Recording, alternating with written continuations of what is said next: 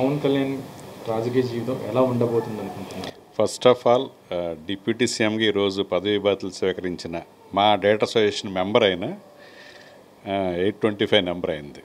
So ఆయనకి first heart felt congratulations. ఎందుకంటే మా డేటా అసోసియేషన్ నుంచి ఒక మెంబర్ ఇప్పుడు డిప్యూటీ సీఎం అయ్యాడంటే మా డేటర్స్ అందరికి కూడా చాలా ప్రైడ్గా ఫీల్ అవుతున్నాం. మీరేమడిగారు? రాజకీయ మీరు కూడా ఒక సినిమా డైరెక్ట్ చేశారు. అది ఓకే, అది అందరూ తెలిసిన విషయం. గుడుంబా శంకర్ లాంటి ఒక ఎవర్ గ్రీన్ ఎంటర్టైనర్ని ఆయనతో చేయడం అనేది ఎప్పుడు కూడా మెమరబుల్ అండ్ చాలా స్వీట్ ఎక్స్పీరియన్స్ అది ఆయనతోటి. సో ఆయనతోటి నాట్ ఓన్లీ గుడుంబా శంకర్, నాకు హలో లవ్ యూ సినిమా చూసినప్పటి నుంచి ఆయనతో మంచి అనుబంధం ఉండటం, ఆ సినిమా ఆయనకి విపరీతంగా నచ్చటం, ఆ తర్వాత మధ్యలో ఒకసారి సినిమా చేయాలనుకోవటం, అలా గుడుంబా శంకర్ టైంకి అది ఇండస్ట్రీ అంతా చేంజ్ చేస్తున్న టైంలో నాకు పిలిచి అంజనా ప్రొడక్షన్లో ఆయన డైరెక్టర్గా అవకాశం ఉండడం అనేది ఎప్పుడూ మర్చిపోలేంది. సో అది పక్కన పెడితే ఆయన రాజకీయ జీవితం ఎలా ఉండిపోతుంది అనేది నేను అనేది యాక్చువల్గా ఆయన్ని ఎన్నుకోవటం అనేది ఆంధ్ర ప్రజల అదృష్టాన్ని ఫీల్ అవుతాను. ఎందుకంటే చాలామంది రాజకీయం అనేది వ్యాపారం అయిపోయింది. రాజకీయాల్లోకి వెళ్ళి వ్యాపారాలు చేసుకోవటం అనేది దాన్ని ఆయన బ్రేక్ చేయబోతున్నాడు.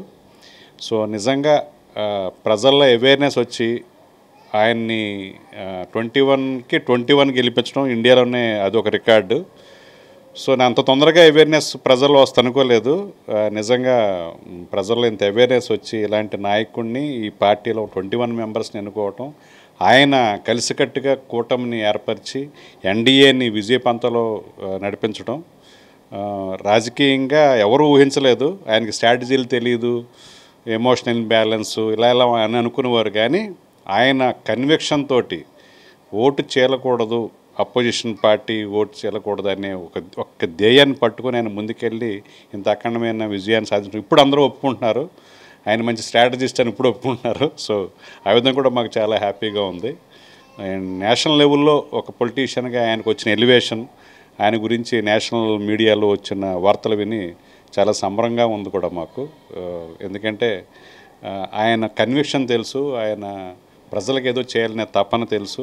సో ఆయనకి మనసుకు నచ్చిన శాఖలను ఎన్నుకోవడం కూడా చాలా బాగుంది. అందరూ కూడా ఆయన అడిగితే ఆర్థిక శాఖ ఇవ్వరా, హోంశాఖ ఇవ్వరా, కానీ ఆయన ఏదైతే జనసేనకి మూల సిద్ధాంతాలకి దగ్గరగా ఉండే పర్యావరణం, అటవీ శాఖ, అలాగే గ్రామీణాభివృద్ధి, గ్రామీణ మంచినీటి సరఫరా, సైన్స్ అండ్ టెక్నాలజీ ఇవన్నీ ఎన్నుకోవడంలోనే ఆయన ప్రజలకి ఎంత కమిటెడ్గా ఏం చేయాలనుకుంటున్నారు, ఎలాంటి ముద్ర వేయబోతున్నారని తెలుస్తుంది. సో బ్రహ్మాండంగా నాకు తెలిసి ఆయనకున్న కసి కానీ, ఆయనకున్న ఎమోషన్ కానీ, ఏదో చేయాలి ప్రజలకు అనేది కానీ, నాకు ఇండియాలోనే ఈ శాఖల్ని నిర్వహించిన ఓ స్టేట్ మంత్రిగా, అలాగే డిప్యూటీ చీఫ్ మినిస్టర్గా కూడా తనదైన ముద్రని చాలా బలంగా వేస్తాడని నా ప్రగాఢ విశ్వాసం.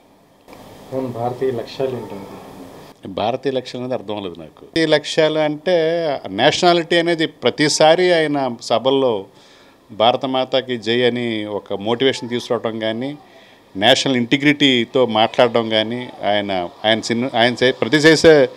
చేసే ప్రతి సినిమాలోనూ సబ్జెక్ట్ సంబంధం లేకుండానే ఒక పెట్రియాటిక్ సాంగ్ ఉంటుంది. చాలా ఇష్యూస్ మీద అవేర్నెస్ తెస్తూ సాంగ్స్ ఉంటాయి.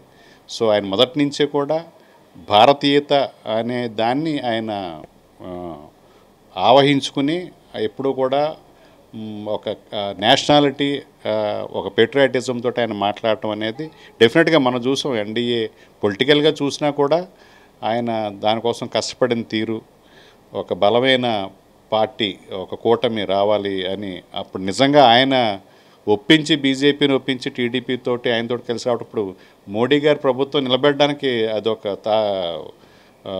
ఉపయోగపడింది. ఆయన చేసిన ఇప్పుడు మోడీ గారికి ఆయన ఎందుకు అంత తపన పడ్డాడని ఇప్పుడు తెలిసి ఉంటుందేమో అనుకుంటాను నేను.